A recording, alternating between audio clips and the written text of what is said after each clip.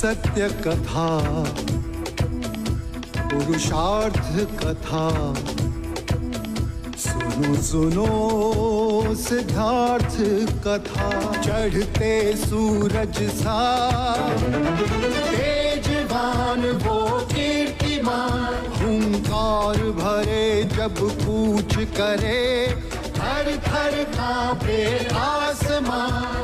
वो राजपुत्र वो शूरवीर, पर्वत को भेद दे उसके तीर, शांति का स्रोत करुणा की धार, निर्झर झरे मन से अपार। वो राजपुत्र वो शूरवीर, पर्वत को भेद दे उसके तीर, है शाक्य वंश का वो तारा, जगमग है जिससे जग सारा। सत्य कथा पुरुषार्थ कथा, सुनो सुनो सिद्धार्थ कथा।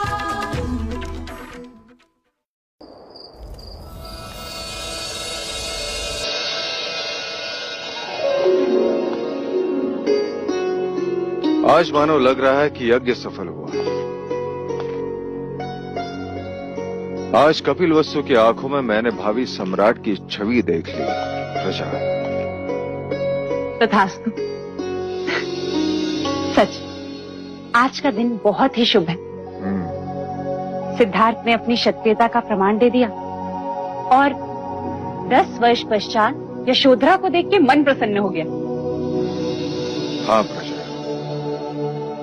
परंतु चिंता इस बात की है कि देवदा लौटने के पश्चात राजा दंडपानी उसके साथ कैसा व्यवहार करेंगे। बिना उनकी आज्ञा लिए यहाँ जो आई है। कुछ नहीं होगा। पिता कितना भी कठोर हो, पुत्री के आगे झुक ही जाता है। क्यों? क्योंकि वो जानता है पुत्री पिता के यहाँ अतिथि होती है।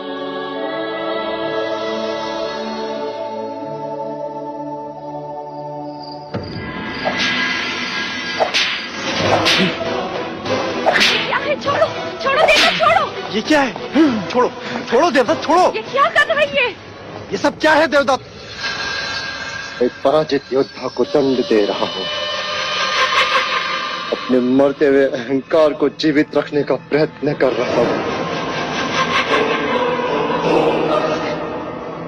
निराश न हो देवदत्त, और ये कोई अंतिम प्रतियोगिता नहीं है। आज सिद्धार्थ का भाग्य अच्छा था तो वो जीत गया, परंतु कल कुछ नहीं होगा पिताजी। कल एक भव्य शोभा यात्रा होगी। सब कुमारों के साथ मैं भी अश्व पर होऊंगा और रथ पे सवार होंगे युवराज सिद्धार्थ गौतम, और सब तरफ मेरी पराजय का शंखनाद होगा और कुछ नहीं। हृदय छोटा ना करो पुत्र, तुम्हारी पराजय में भी तुम्हारी विजय है।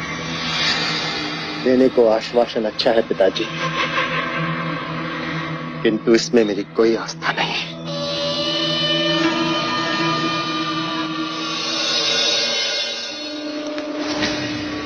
इस पर तो है, महाराज ने दिया है, तुम्हारे लिए है।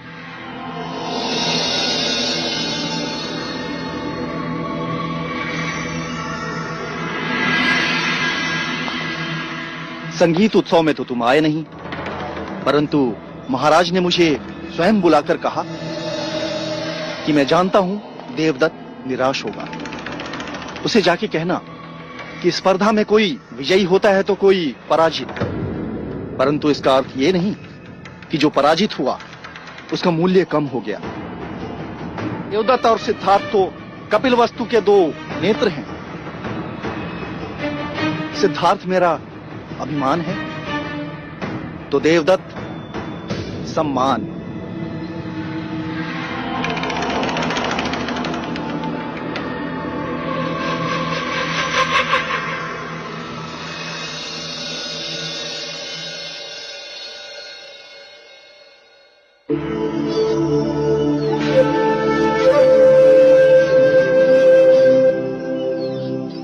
वहाँ अकेला छोड़कर यहाँ क्या देख रहे हो?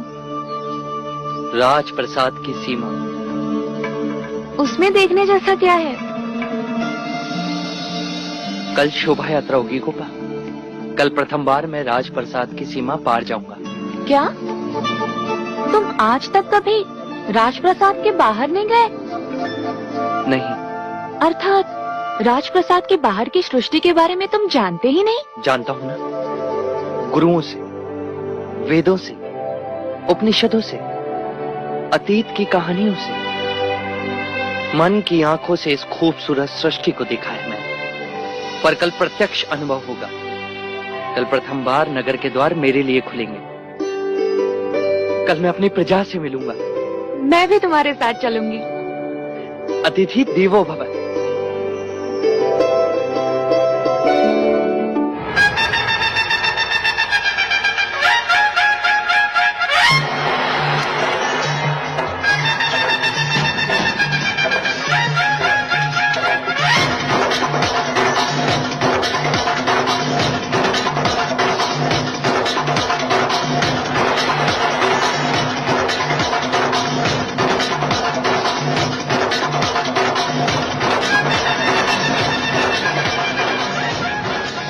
पूरी सावधानी रखी है ना महामंत्री? जी महाराज। युवराज सिद्धार्थ जिस मार्ग से यात्रा करेंगे वहां चारों ओर सुगंधित फूल, हंसते चेहरे और प्रसन्नता का संगीत होगा। चारों ओर युवा जगत ही दिखेगा। ऐसा कुछ नहीं होगा जिससे उन्हें दुख पहुंचे।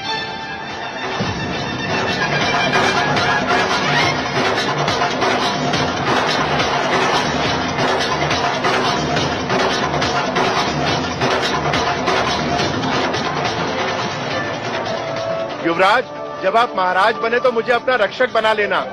सुना है कपिल वस्तु के लोग तुरंत अपने हृदय में किसी को नहीं बताते, पर तुम तो अभी से इनके हृदय पर राज कर रहे हो।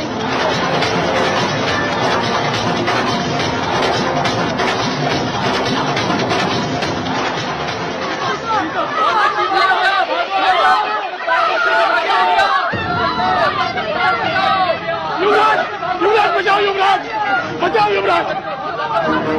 क्या हुआ, क्यों चिल्ला रहे हो? अगले राजा हमारी बच्ची को चीता उठाकर ले गया।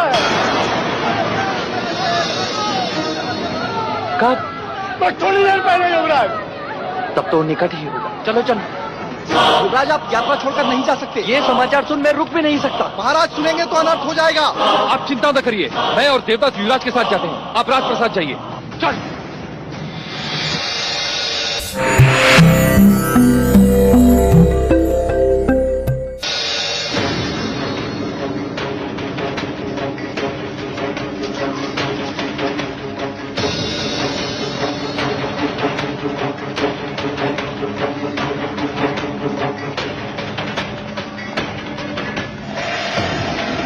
क्या चीते यहाँ अधिकांश देखे जाते हैं? नहीं युवराज, कुछ ही दिन हुए जंगल में आग लगी थी, तब चीते बस्ती की ओर आ गए।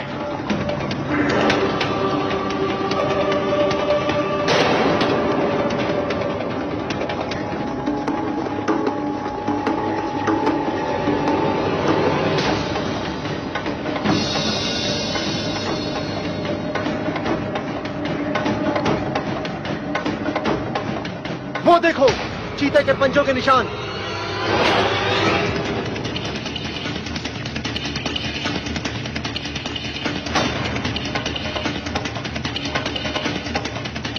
पंजों के चिन्ह पूरब दिशा की ओर जा रहे हैं। चलो।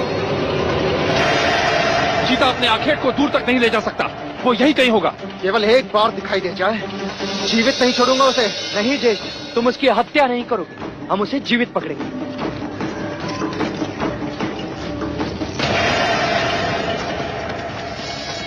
सुना, बच्चे की रोने की ध्वनि वहाँ झाड़ियों से आ रही है।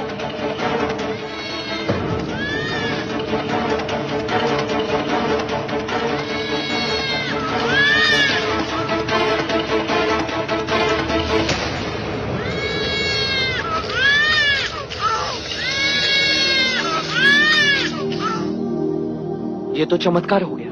बालक जीवित है। जीवित है, पर इसका रक्तस्राव रोकना पड़ेगा।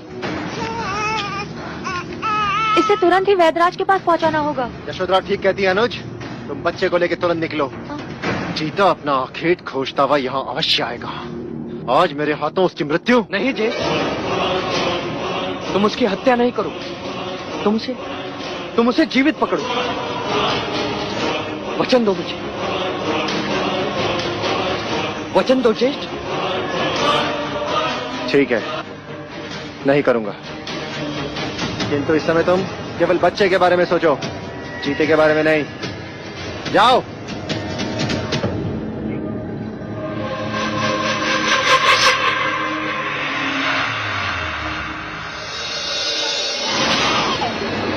वैदराज को बुलाइए।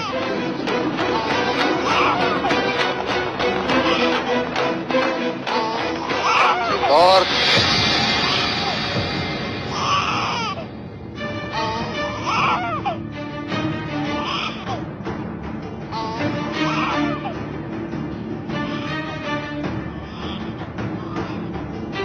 तुम्हें इस बच्चे को यहाँ लाने की कोई आवश्यकता नहीं थी। किसी सैनिक के हाथों भेज दिया होता। बच्चे को घायल देख मैं अपने आप को रोक ना सका पिताजी। परंतु लोग क्या कहेंगे? प्रजा एक पराक्रमी राजा चाहती है, दयावान नहीं। प्रथम तो तुम्हें शोभा यात्रा छोड़कर जाना नहीं चाहिए था। यदि गए तो चीते के अखेट पर जाते। इस बच्चे को यहाँ लाने की क्या आवश्यकता थी? एक भावी सम्राट को हर्ष अपनी छवि का ध्यान रखना चाहिए युवराज। प्रणाम महाराज।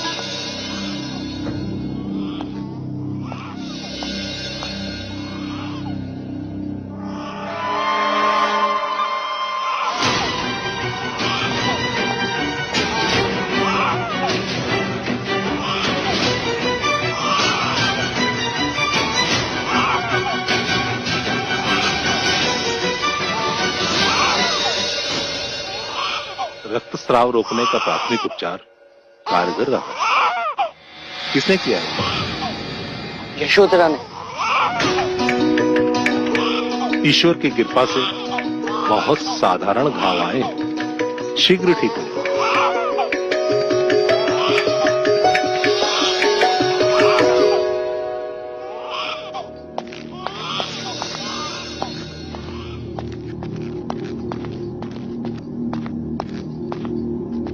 आज हमारे पुत्र ने एक बच्चे के प्राण बचा लिए थे, परंतु एक शूरवीर कहलाने का अवसर खो दिया।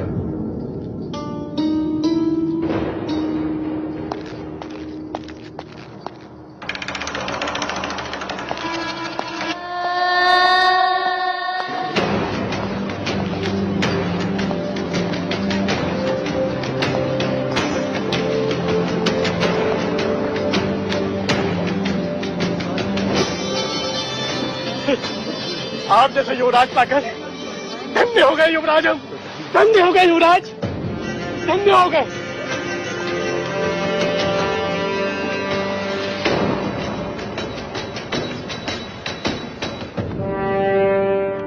युवराज की, युवराज की, युवराज की, युवराज की, युवराज की, युवराज की, युवराज की। पूरा राजप्रसाद आपके पुत्र के जयघोष से गूंज रहा है देव। सम्राट में करुणा नहीं होनी चाहिए प्रजापति। सत्ता वही रहती है जहां भय होता है। मैं मानता हूं कि आयु के साथ साथ विचार भी बदलते हैं, परंतु आंखों में अपने पिता के प्रति स्नेह घटता है, ये कभी नहीं सुना था। सिद्धार्थ,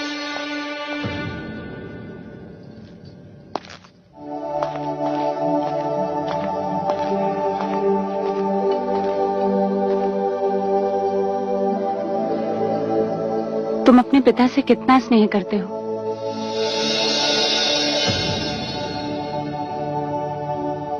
जितना एक पुत्र अपने पिता से करता है।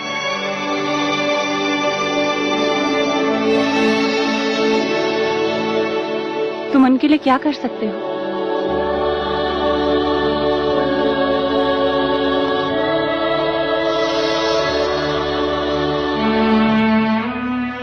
अगर वो कहें तो भी इन चरणों पर अपने प्राणों को त्याग सकता हूं।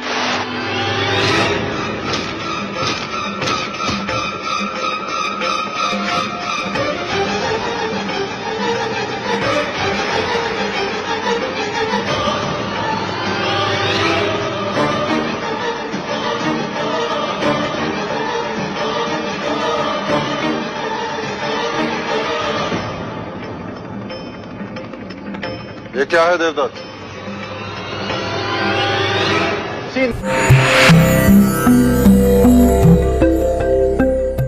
उसी नरभक्षी का सर जिसने बालक पर आक्रमण किया।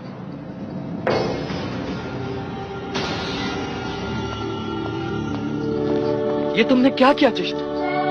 तुमने मुझे वचन दिया था ना कि तुम इसकी हत्या नहीं करोगे।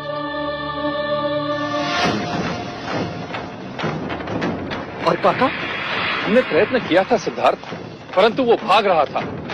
ये तो देवदत्त की वीरता थी, नहीं तो वो हमारे हाथ से निकल जाता। तो क्या उसे जीवित नहीं पकड़ सकते थे? तो क्या होता उससे? हम उसे कहीं दूर जंगल में छोड़ आते ताकि वो नरभक्षी किसी और के प्राण ले सके।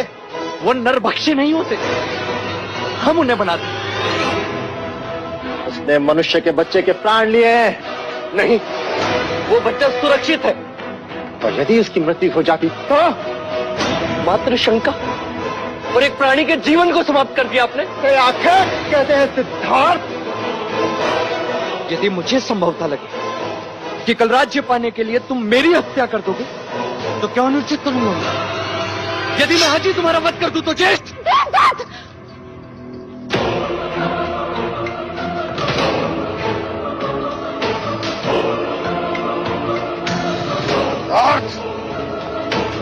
अपने ज्येष्ठा से ऐसी बात नहीं करते। तलवार फेंक दो।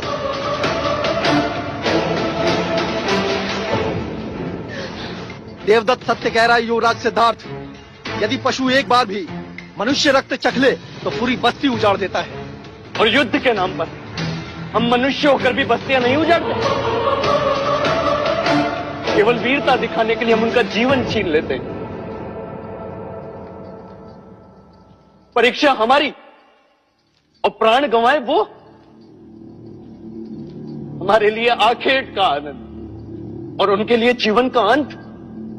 क्या यह अन्याय नहीं? नहीं, मेरे देवदत्त ने कोई अन्याय नहीं किया।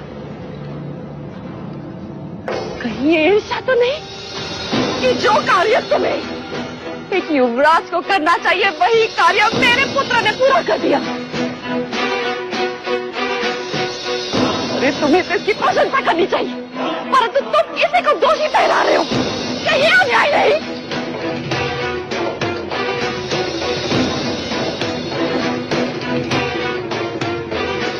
और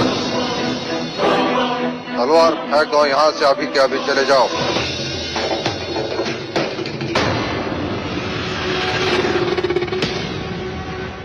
चले जाओ।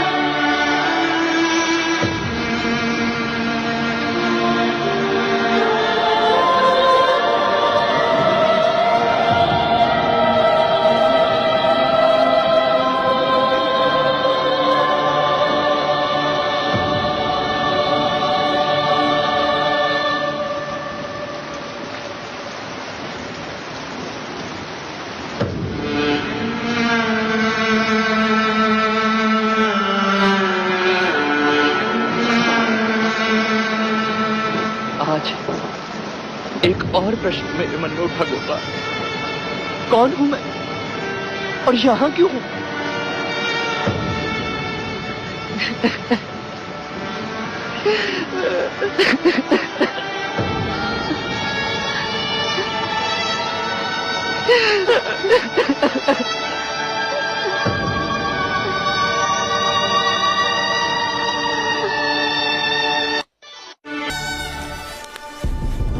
Al volver. Gurú, ¿no existe alivio para este dolor? ¿Será para siempre lo que siento? Sí existe.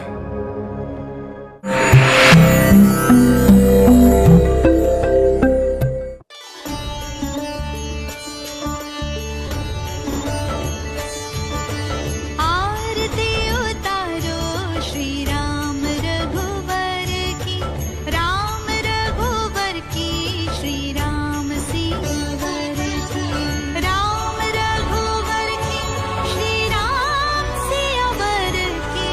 आरती उतारो श्री राम रघुवर की, राम रघुवर की, श्री राम सियावर बोलो सियावर रामचंद्र की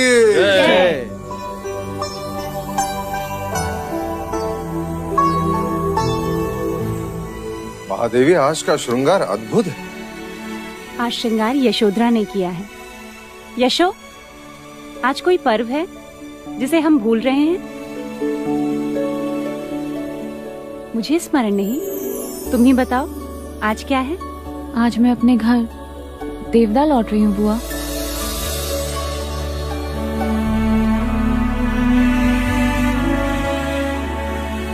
तुम जा रही हो? अभी तो तुम्हें जी भर के देखा भी नहीं, और तुम कुछ दिन और रुको हमारे पास। सुन लिया राम जी, बुआ कह रही है कि मैं कुछ दिन और रुक जाऊं। अब आप ही बताइए इन्हें कि वहां पिताजी को कौन समझाएगा। यहाँ मुझे देखकर इनका मन नहीं भर रहा, और वहां देवदाहा में मुझे ना देखकर पिताजी का मन क्रोध से भर गया होगा।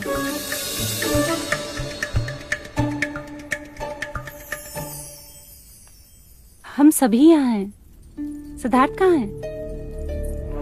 महादेवी, मैं गई थी उन्हें बुलाने, परंतु वो अपने कक्ष में नहीं हैं। मैंने राजप्रसाद में भी सब जगह उन्हें देखा, परंतु राजप्रसाद में नहीं है। तो फिर कहाँ है? कल रात वो प्रणाम करने भी मेरे कक्ष में नहीं आए। अनुज, आप चिंता न करें महादेवी, मैं अभी युवराज को ढूंढ लाता हूँ। हाँ हाँ महादेवी, आप चिंता ना करें, युवराज मिल जाए। शयन कक्ष में ना हो तो आश्रम की कुटिया में होंगे, या फिर राज परिषद के छत पर हो सकते हैं, अथवा तालाब किनारे। नहीं नहीं नहीं, चन्ना के साथ अश्वशाला में बैठे हैं, अथवा आचार्य कौंडिन्य के साथ ज्ञान गोष्ठी में बैठे हो। कल तो युवराज ने बड़ी ठिठोली की जब आचार्य अश्वपाल ने उनसे राजनीति सीखने की बात की, तो कहने लगे स्वार्थ के पाखंडी खेल का नाम है राजनीति।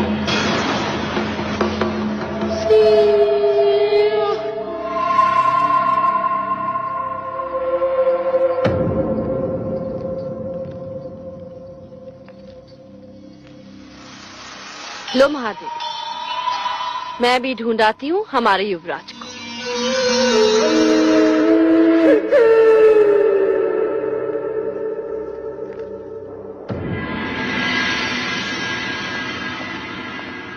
युवराज मिले?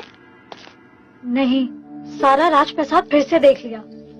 युवराज तो नहीं मिले, परंतु उनके कक्ष में। कक्ष में? कक्ष में क्या? आप स्वयं देख लें।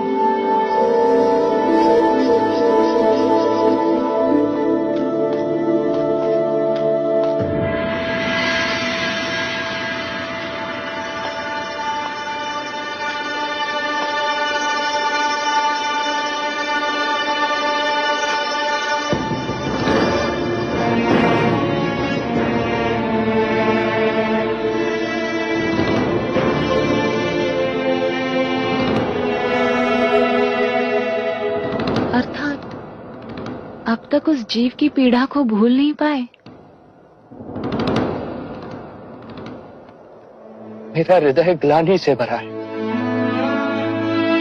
कोई मेरी बात को समझ ही नहीं रहा। सब मेरी बात का विरोध कर रहे हैं। गुरुदेव, क्या ज्येष्ठ के कृत्य का विरोध करना अनुचित था? युवराज, जिस प्रकार हाथ की पांचों उंगलियां समान नहीं होती, उसी प्रकार मनुष्य की प्रकृति भी एक समान नहीं होती। तुम अहिंसा को मानते हो। देवदत्त, चीते ने अपनी प्रकृति में अधीन होकर बच्चे पर घात किया और देवदत्त ने अपनी प्रकृति के अनुसार चीते का शिरच्छेद किया। तुमने अपनी प्रकृति के वश में होकर बच्चे के प्राण बचाए। जो कर सकते थे वो तुमने किया। इसमें ग्लानि से पीड़ित मत हो सिद्धार्थ।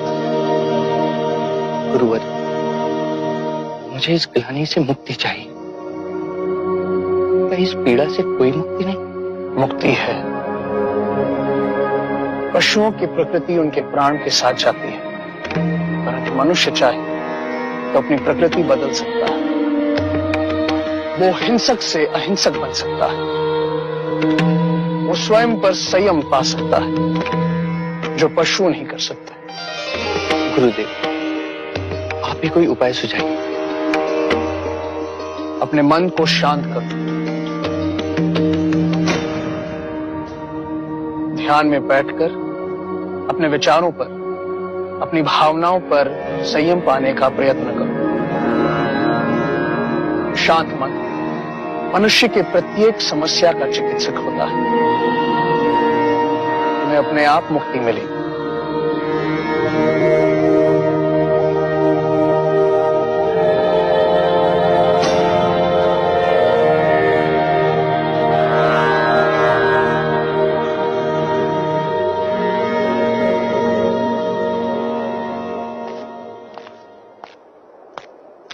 यशो, कहाँ चली गई थी मुझे छोड़ के? सिद्धार्थ को ढूंढने बुआ।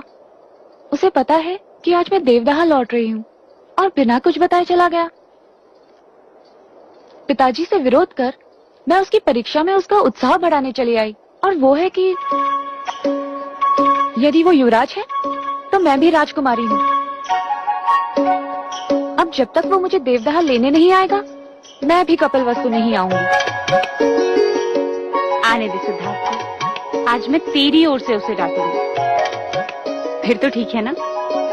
नहीं बुआ, जब वो आए उसे मेरी तरफ से बहुत प्रेम देना। कहना कि विदाई की बेला गोपा उसे बहुत स्मरण कर रही थी। प्रणाम महादेवी। अनुज अमितोधन ने सिद्धार्थ को ढूंढ लिया? नहीं, अभी तक वो आए नहीं। मैं यहाँ यशोधरा को लेने आया हूँ। मार्ग बहुत लंबा है। यशोधरा हमें शीघ्र ही प्रस्थान करना होगा। रात होने से पहले हमें जंगल पार करना होगा। हाँ मजले मामा, मैं अभी आई।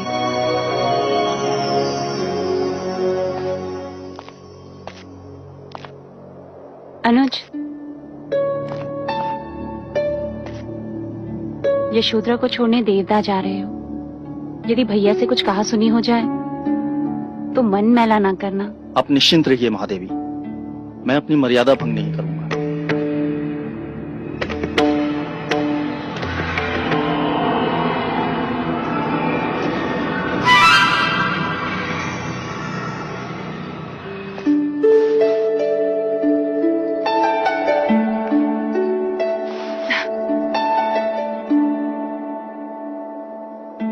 अमिता दीदी से कहना उनकी हंसी आज भी कपिलवस्तु में गूंज रही। मेरी तरफ से उन्हें खूब हंसाना।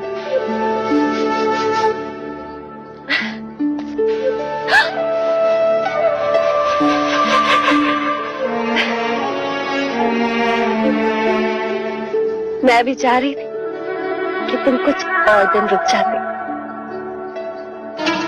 फिर देवदत्त तुम्हें देवता छोड़ा था। कह भी रहा था अभी तक तुम्हें यशोधरा से ठीक से मिला भी नहीं।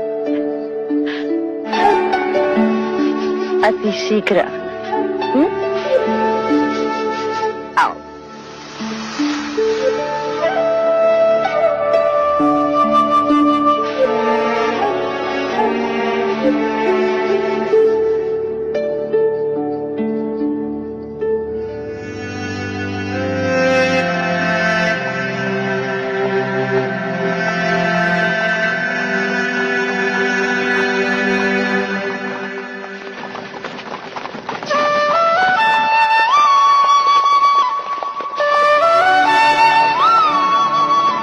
ये तो सिद्धार्थ की बांसुरी की ध्वनि है। पालकी रोकिए।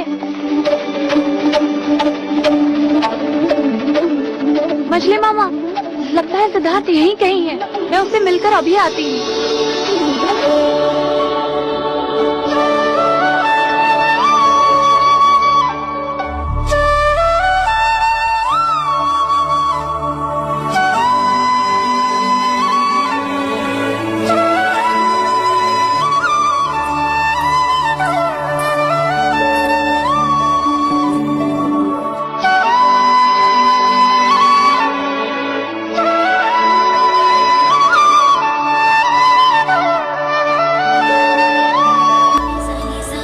¿Cuándo volverás a volver? Cuando vayas por mí a ese lugar. La ciudad no me abrirá sus puertas. Al tiempo no hay nadie que le gane. Voy a esperar. El tiempo llegará y estaré ahí.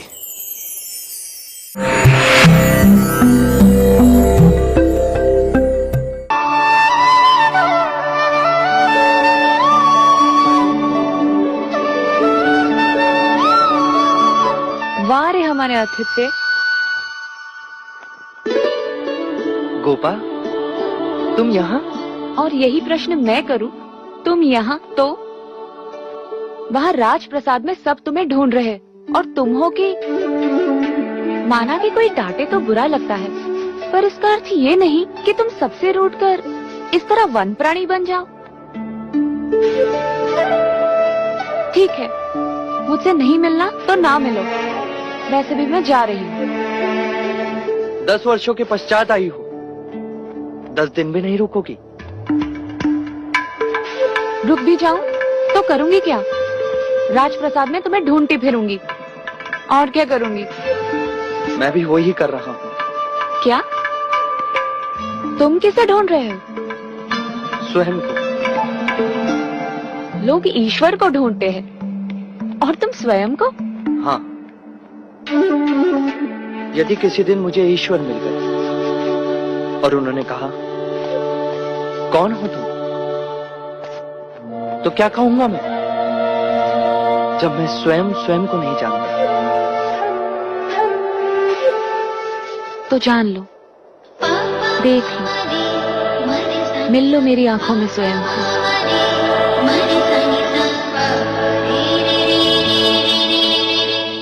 Yashodhara,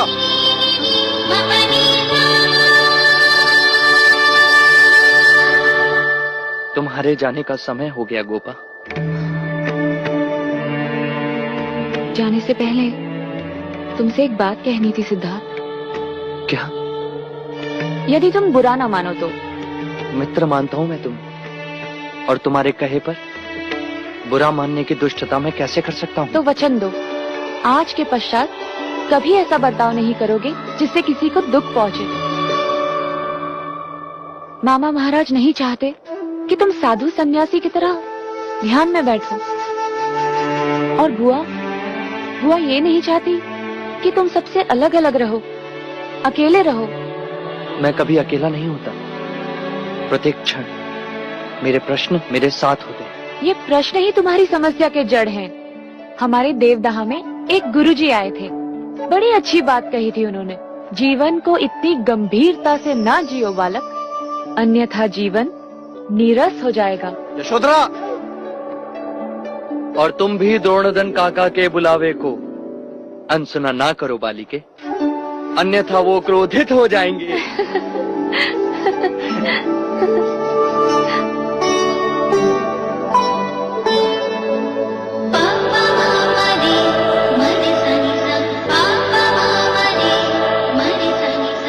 फिर कब आओगी गोपा?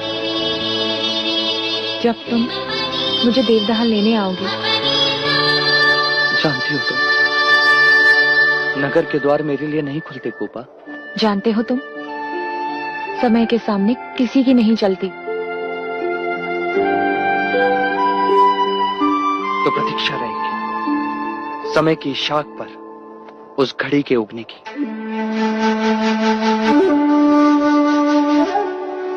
जाते जाते एक और बात कहनी थी सिद्धार्थ। जा रही हो तुम? हाँ, वो तो है। कहो। पिछली बार देवदार जाते समय तुमने मुझे बीज दिए थे। सारा देवदार फूलों से भर गया है, पर इस बार मेरी भेंट उधार रही।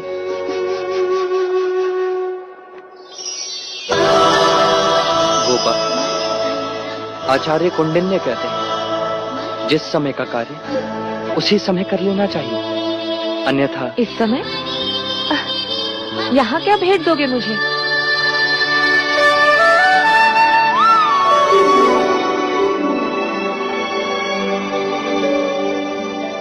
बीज दिए तो देवदार फूलों से भर गया। बांसुरी दे रहा हूं, पूरा जीवन संगीत से भर जाएगा।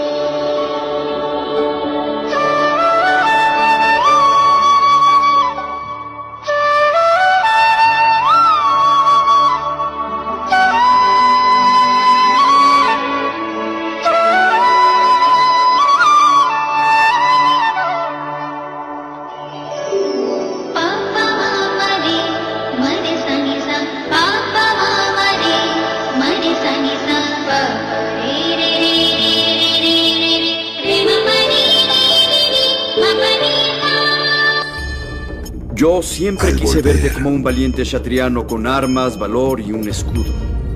No podría soportar toda esa carga. No olvides que eres un valiente chatriano. No olvido que soy un ser humano.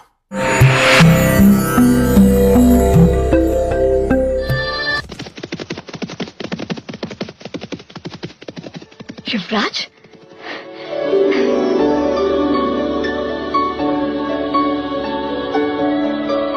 Mahadevi, युवराज आ गए। महादेवी,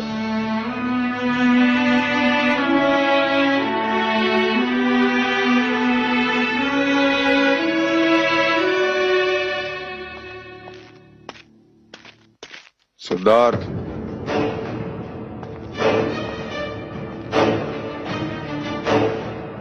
कहां से आ रहे हो? उद्यान में टहलने गया था पिताजी। अथवा ध्यान में बैठने के लिए गए थे या बांसुरी बजाने? बांसुरी तो मैंने गोपा को दे दी। ये लो मेरी तलवार। मेरी इच्छा है मैं जब भी तुम्हें देखूं एक क्षत्रिय की तरह अपने शस्त्र के साथ देखूं।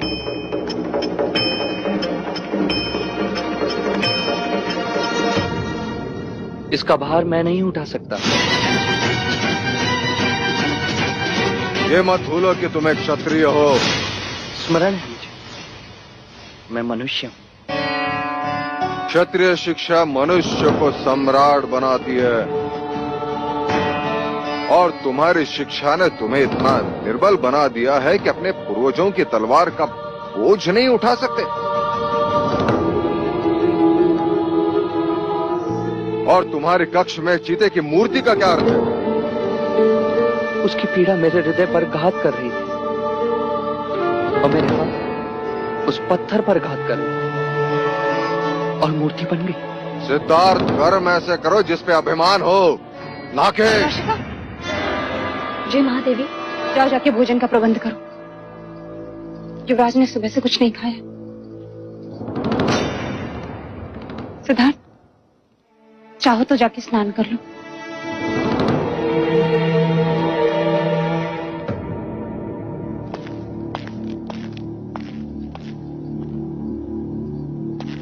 भाई महाराज,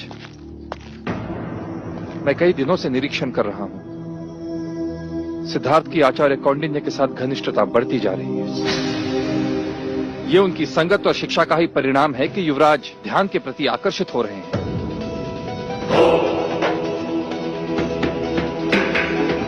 हमें आचार्य कौंडिन्य को उनके कार्य से मुक्त कर देना चाहिए। 100% काकाश्री।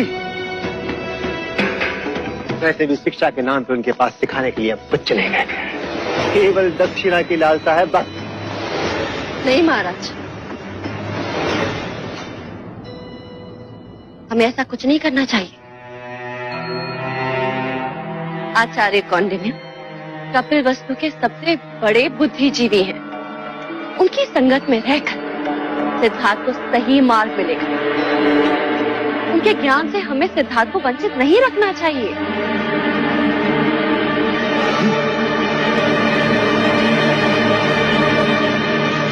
देव, मंगला दीदी सच कह रही है। आचार्य कौंडिन्य से बड़ा ज्ञानी कपिल वस्तु में दूसरा कोई नहीं है। उन्होंने कोई ऐसा कार्य नहीं किया जिससे कपिल वस्तु के भविष्य को हानि, सिद्धार्थ को हानि।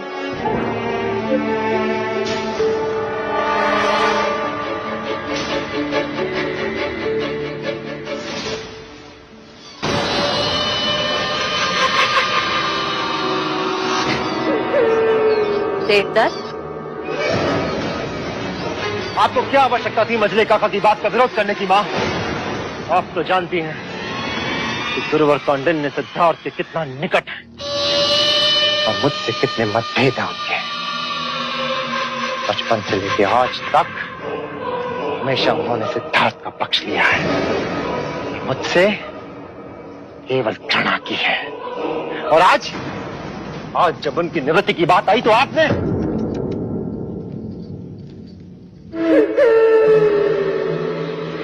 तुम तो अपने पिता की तरह ही सोचते समय आंखें छोटी कर लेते।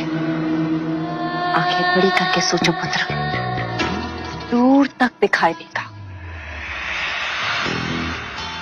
कौंडिन्य यहाँ रहेगा तो सिद्धार्थ का सन्यासी बनना निश्चित है। वो उसकी संगत में रहकर ध्यान में बैठना सीख रहा है, और ध्यान में बैठने वाला सन्यासी ही बनता है, राजा नहीं। जाने अनजाने में सही, परंतु कौंडिन्य युवराज को कपिल वस्तु के सिंहासन से दूर लेकर जा रहा है। हमें बस उसका साथ देना चाहिए। हमारे लिए तुम्हारा कपिल वस्तु का सम्राट बनने का स्वप्न पूरा करेगा।